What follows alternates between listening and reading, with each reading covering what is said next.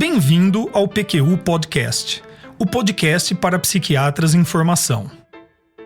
Aqui você encontrará opiniões, revisões críticas das evidências, clássicos revisitados e comentados, atualizações.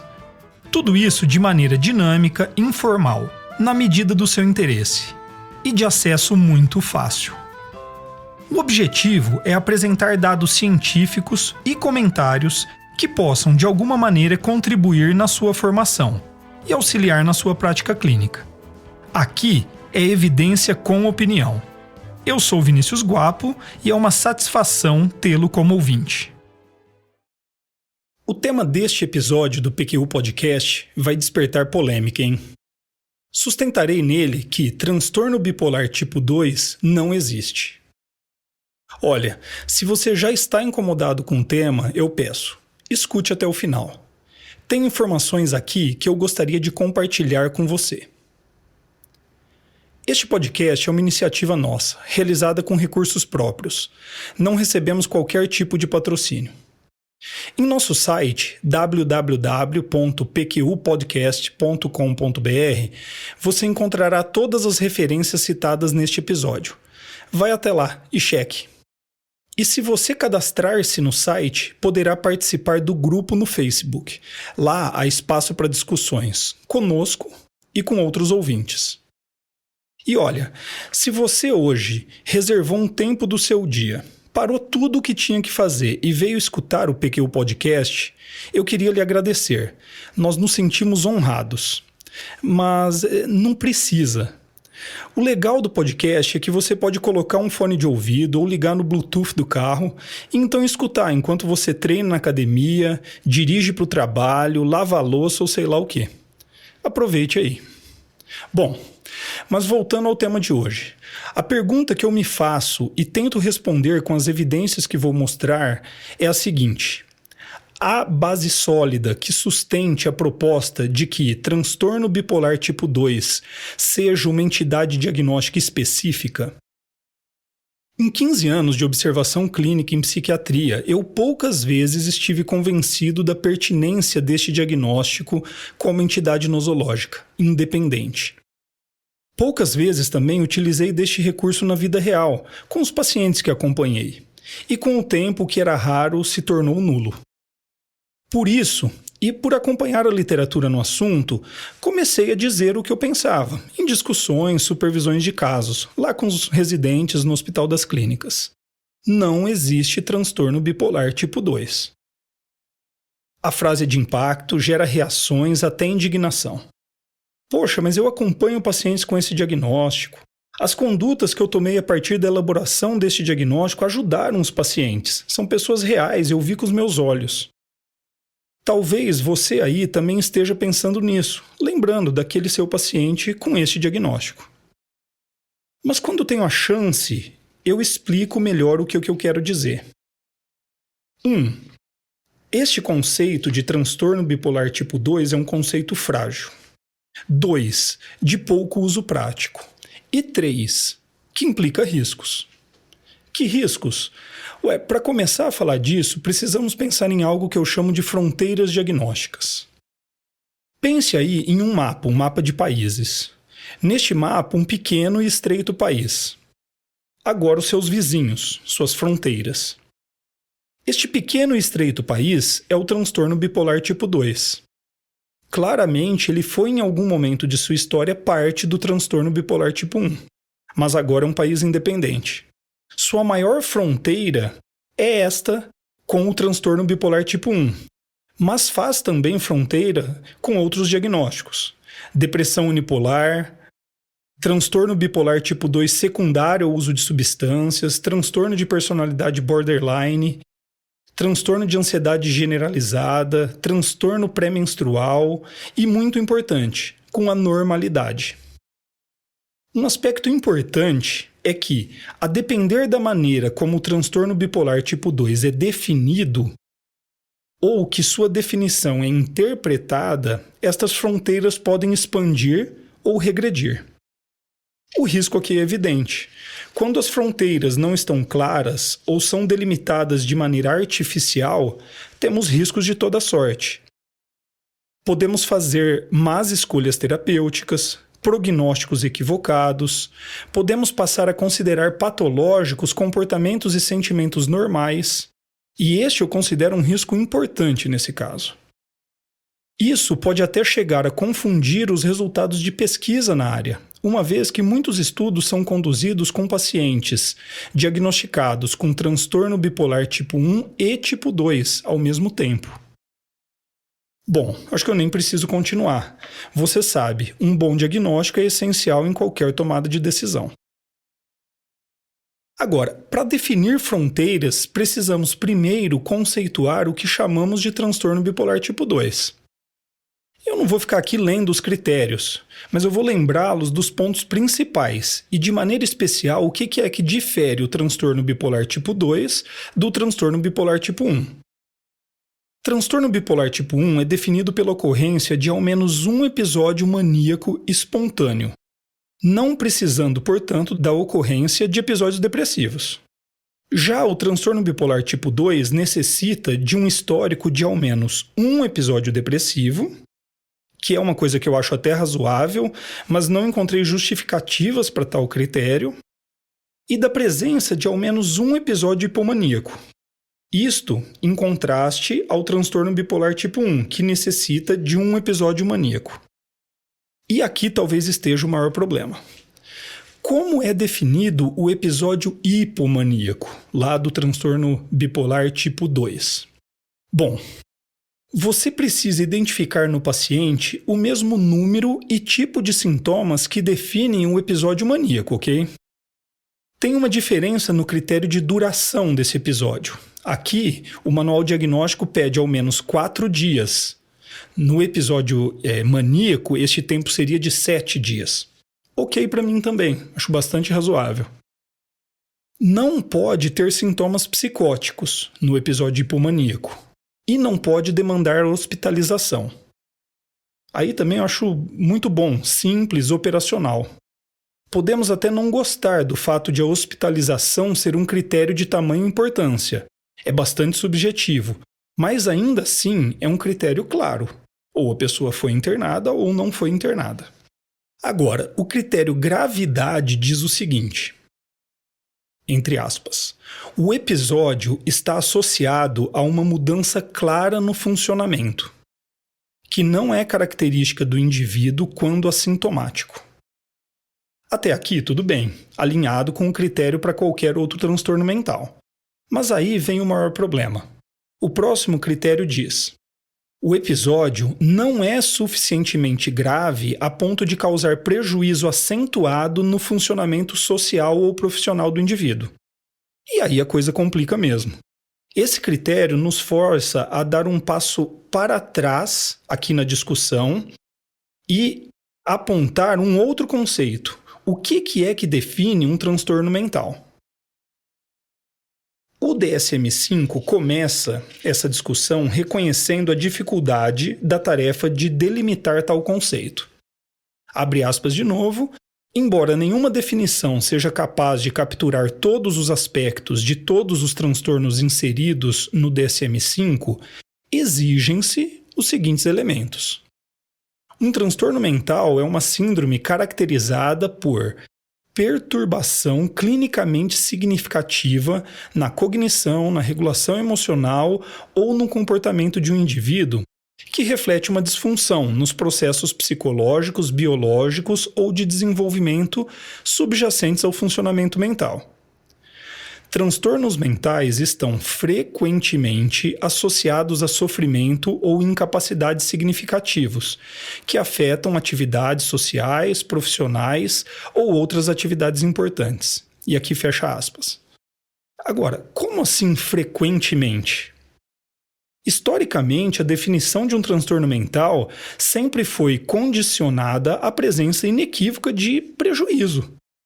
A partir deste texto, quer dizer, então, que a gente pode ter transtornos mentais não associados a um sofrimento ou incapacidades significativos que afetam as atividades sociais, profissionais ou outras atividades importantes? Bom, o que a gente está discutindo aqui é, de alguma maneira, a relevância clínica de um conjunto de sintomas. Vamos adiante e vamos ver o que o DSM-5 fala sobre isso. Abre aspas de novo. Houve um esforço considerável por parte da força-tarefa do DSM-5 e da Organização Mundial de Saúde para separar os conceitos de transtorno mental e incapacidade. Aqui, ele não oferece um motivo para tal separação. Por que seria? É talvez politicamente incorreto falar em incapacidade quando se define transtorno mental? Bom, o texto segue adiante. Abre aspas novamente. Contudo, na ausência de marcadores biológicos evidentes ou de medidas de gravidade clinicamente úteis para vários transtornos mentais, não foi possível separar totalmente as expressões de sintomas normais e de sintomas patológicos inseridos nos critérios diagnósticos. Essa lacuna nas informações é problemática, sobretudo em situações clínicas nas quais a apresentação em si dos sintomas do paciente, em especial em formas leves, não é inerentemente patológica e pode ser encontrada em indivíduos para os quais um diagnóstico de transtorno mental seria inadequado.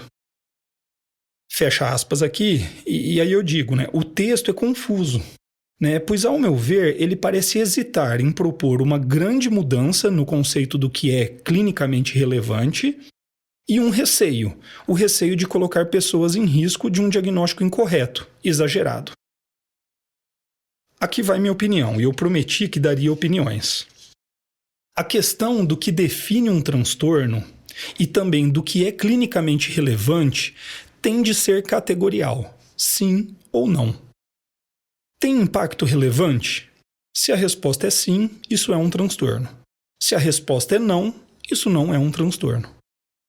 Esta discussão é central para o tema do episódio de hoje do PQU Podcast, já que o transtorno bipolar tipo 2, até onde eu saiba, é o único diagnóstico do DSM que não exige sofrimento ou incapacidade significativos que afetam atividades sociais, profissionais ou outras atividades importantes.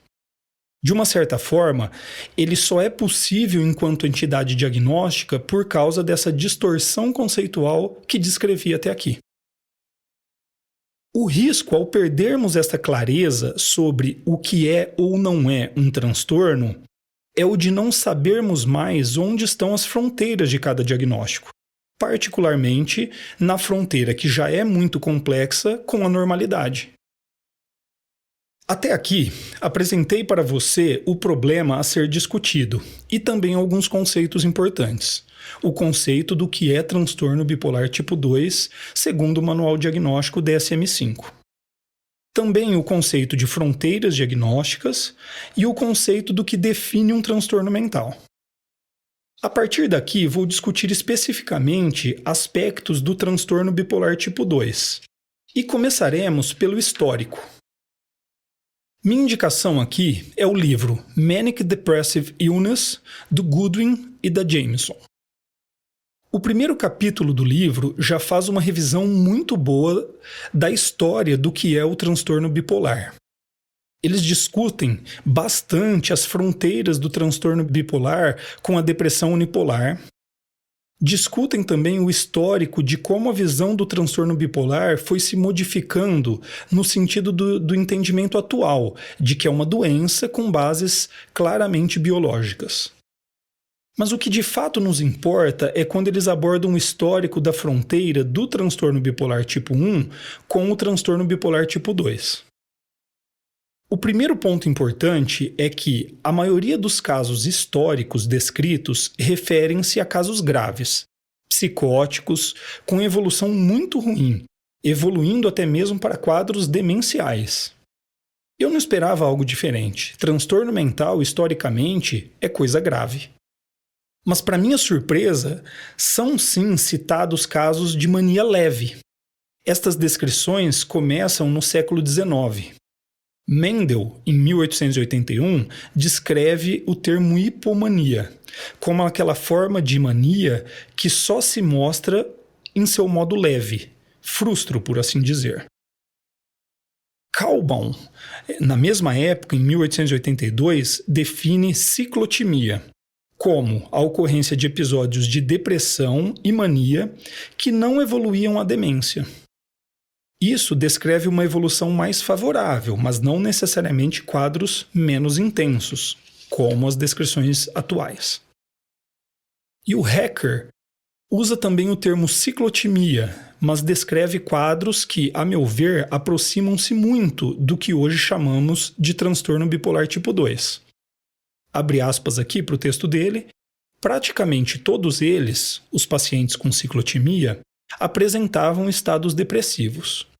O estado de excitação, e eu devo enfatizar isso, haviam escapado à percepção do médico assistente, dos familiares, amigos e do próprio paciente. Os pacientes só vieram a perceber seu estado quando eu descrevi as características de tal estado para eles. Com muita frequência, os pacientes consideravam estes períodos como seus momentos mais saudáveis e depois vinham a admitir que estavam, na verdade, doentes. De novo, lá vai minha opinião. A descrição realmente me parece muito atual, inclusive nos seus riscos e seus problemas.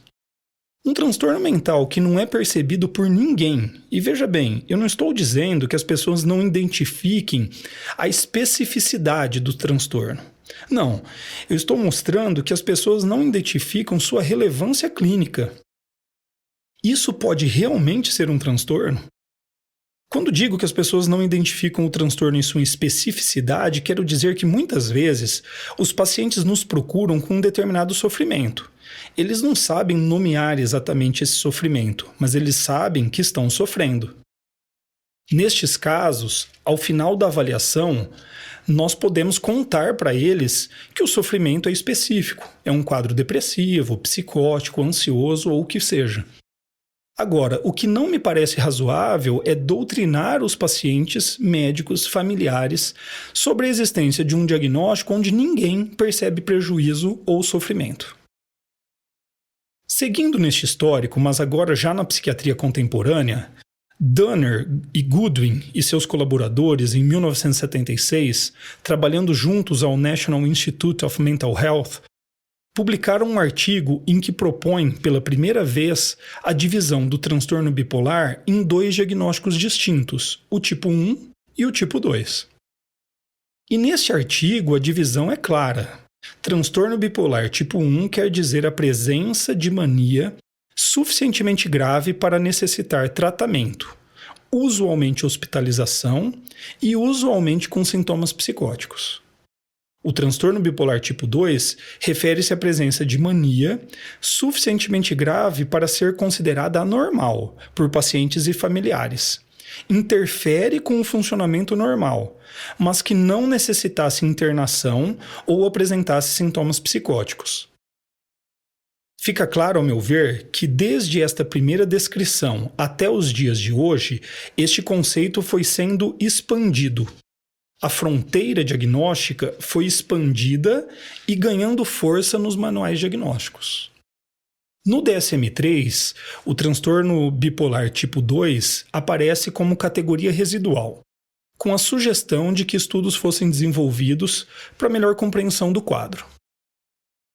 É no DSM-4, em 1994, que ele ganha status de diagnóstico oficial, com os argumentos de que era um diagnóstico confiável, estável, distinguível do transtorno bipolar tipo 1 e da depressão unipolar quanto a seus sintomas, curso, histórico familiar, resposta ao tratamento. E aí vem um detalhe importante deste argumento. O diagnóstico de transtorno bipolar tipo 2 é tudo isto. Porém, quando feito por clínicos experientes usando entrevistas semi-estruturadas. No livro, Fred Goodwin e Kay Jamieson fazem uma crítica a este ponto.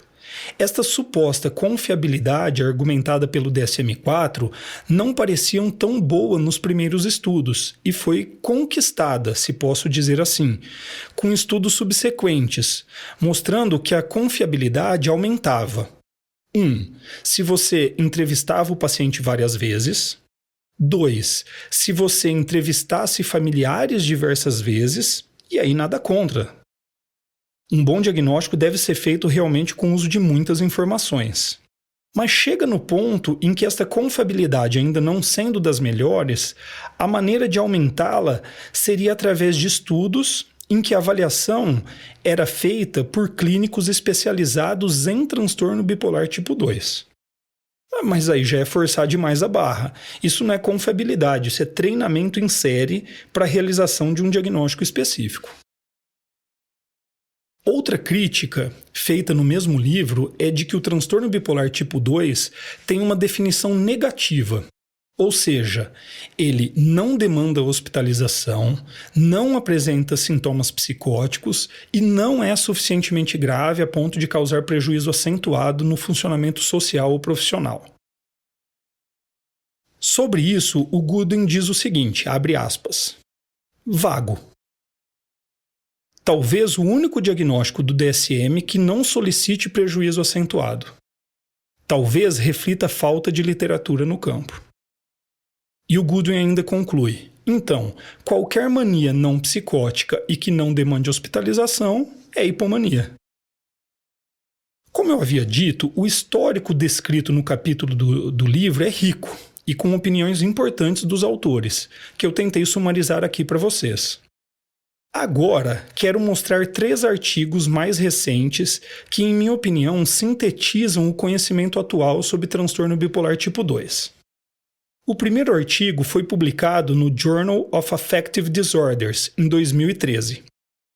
Em uma tradução livre, diferenciação entre o transtorno bipolar tipo 1 e 2 pelo exame de diferenças entre a gravidade e sintomas maníacos e hipomaníacos, e da presença ou ausência de psicose.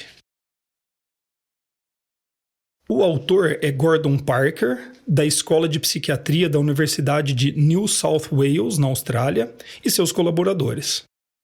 Neste artigo, os autores identificam o problema a ser estudado ali na fronteira entre transtorno bipolar tipo 1 e transtorno bipolar tipo 2. E com os dados coletados, propõe um novo modelo de entendimento desta fronteira diagnóstica. Eu não entrarei em detalhes sobre os resultados por força do tempo restrito, mas, como eu já disse, as referências dos estudos estão disponíveis para você ler depois, em nosso site. Os dados mostram que os critérios do DSM para diferenciar transtorno bipolar tipo 1 e tipo 2 não foram capazes de discriminar pacientes com evoluções diferentes. Quer dizer, transtornos diferentes, esperaríamos evoluções diferentes, mas isso não se confirmou.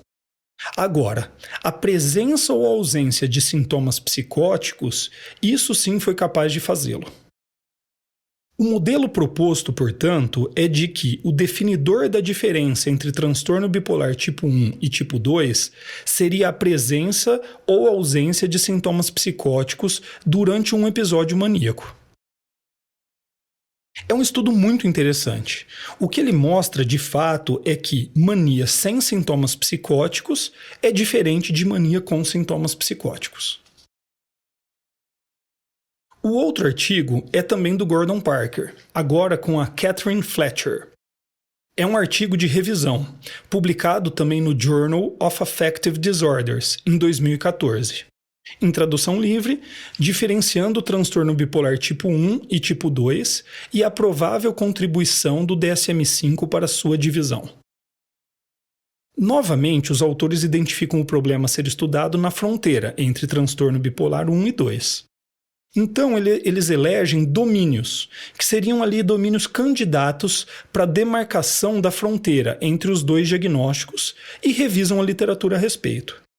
Os domínios escolhidos são epidemiologia, genética, comorbidades, desenvolvimento psicossocial, neurobiologia, curso e característica da doença, sintomas e tratamento. É uma boa revisão. E abrindo aspas para o autor sobre os resultados. Este estudo é melhor resumido com o achado de que existem mais similaridades do que diferença entre transtorno bipolar tipo 1 e transtorno bipolar tipo 2. Ou seja, estes domínios estudados não foram capazes de demarcar uma diferença entre os pacientes que eram, pelos critérios do DSM-5, diagnosticados como tendo transtorno bipolar tipo 1 ou tipo 2. É tudo a mesma coisa. São artigos de qualidade, com boa metodologia e resultados importantes. Mas eu tenho uma crítica. O que me impressiona é que, mesmo com estes achados que acabei de descrever, em nenhum momento o autor faz sequer a hipótese de que o diagnóstico de transtorno bipolar tipo 2 não se sustente enquanto entidade distinta. Ele prefere discutir o aspecto categorial ou dimensional do diagnóstico e também propor um outro critério, o da presença de psicose, aspecto este que até me agrada. Mas o que é mais gritante desses achados, em minha opinião, é que os critérios de transtorno bipolar tipo 1 e tipo 2 do DSM não sustentam uma diferença real na manifestação e evolução do transtorno bipolar. O último artigo que eu gostaria de mostrar para você é um artigo de revisão, também, de 2008, um pouco mais antigo, publicado no periódico Bipolar Disorders, escrito pelo Edward Vieta e pela Tricia Supps.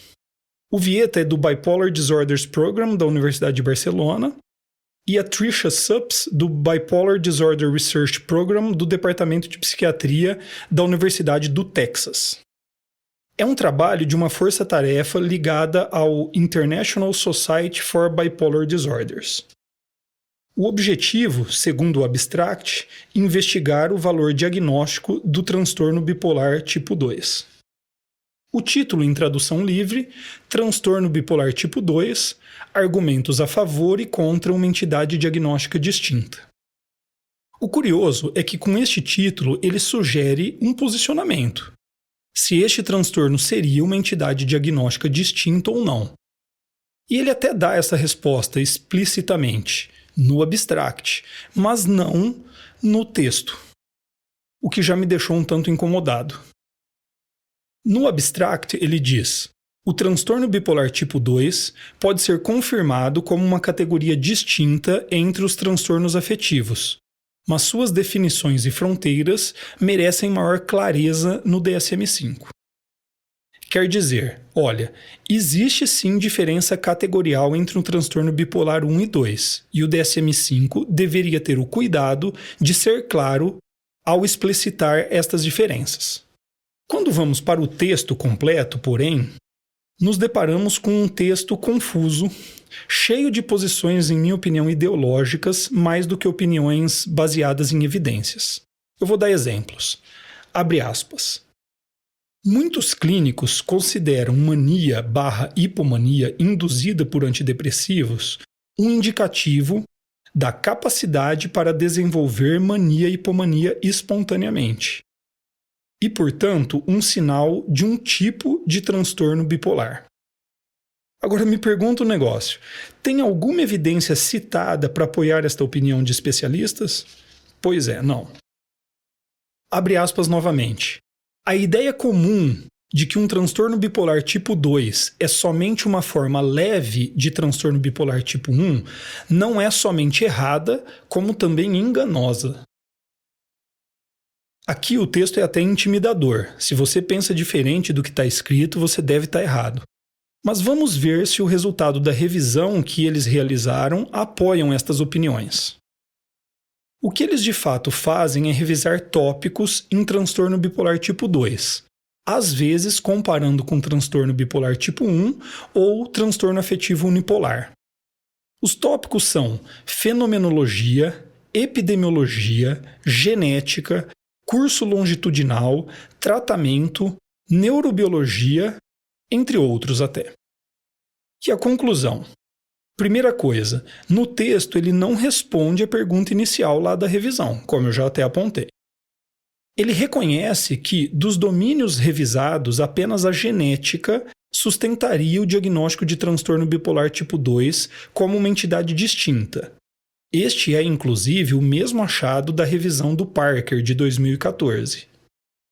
Mas ele parte, então, para uma defesa apaixonada do modelo dimensional, ao invés de discutir a existência do transtorno bipolar tipo 2.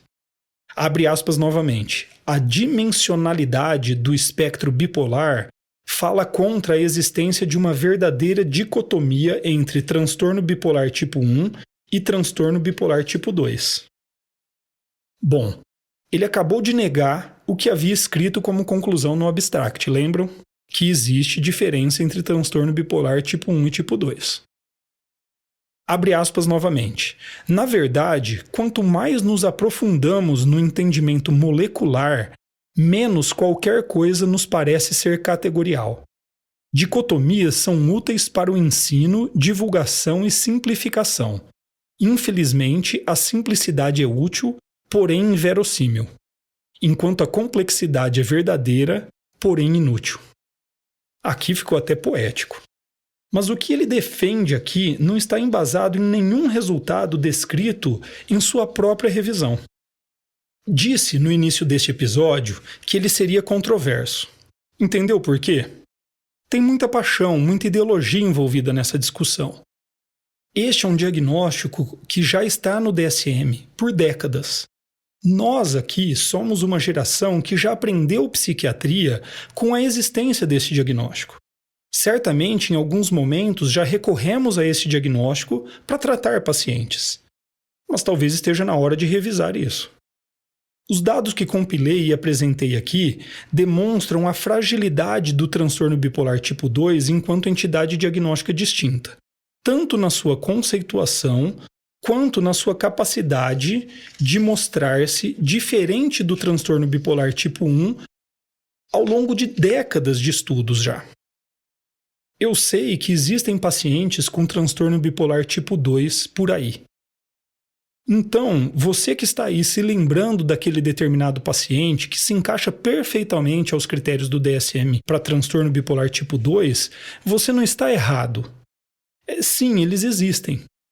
A partir do momento que criamos um conjunto de critérios aleatórios, é possível que encontremos este conjunto de critérios na população.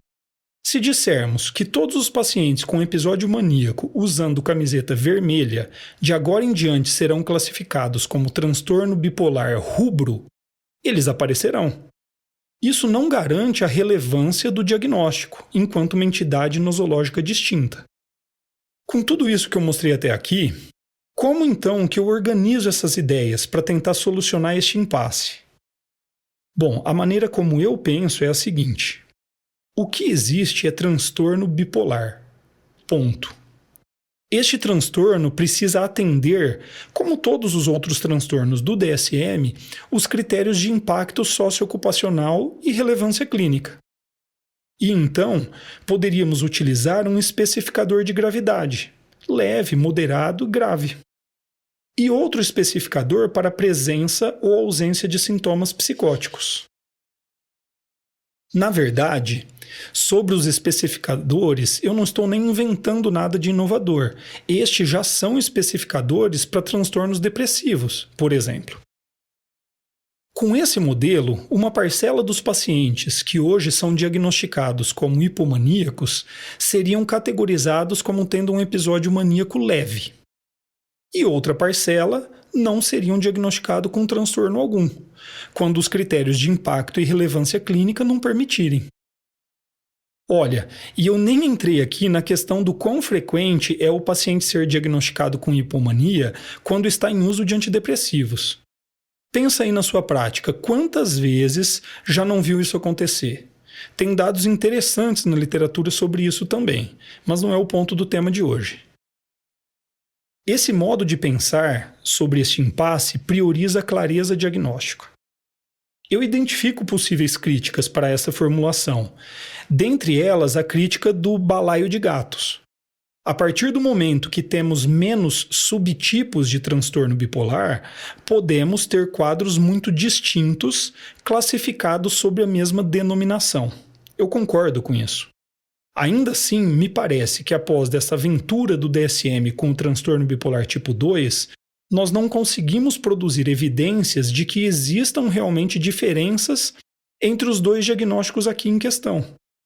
Então, um passo para trás pode ajudar a buscar novos conceitos que auxiliem na identificação de subtipos e, esperançosamente, de marcadores biológicos ou sintomáticos mais úteis do que os que vêm sendo usados até aqui. Bom, era isso que eu tinha a dizer para vocês hoje. Espero que tenham gostado. Opiniões, dúvidas, questionamentos?